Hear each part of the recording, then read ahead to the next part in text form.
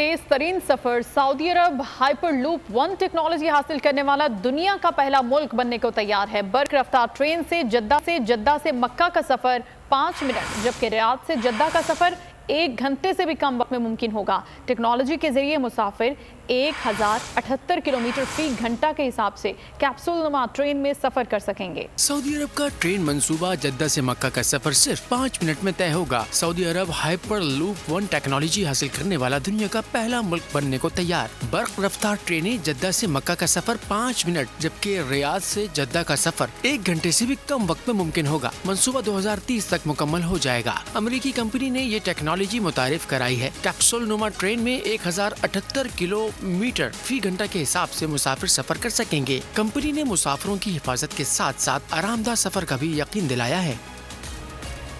अदलो इंसाफ की बात सब करते हैं, पर हकीकत में सच के साथ निडर होके खड़े रहने की जुर्रत नजर नहीं आती। बोल ने तश्कील दी 10 कोर्ट रिपोर्टर्स की टीम, जो केस की बेस तक जा पहुंचे। पैनल पे सफे अव्वल के legal experts. Court round up Neelam Arshad के साथ, सिर्फ बोल पे। सब्सक्राइब करें और बेल दबाएं ताकि कोई खबर रह न जाए।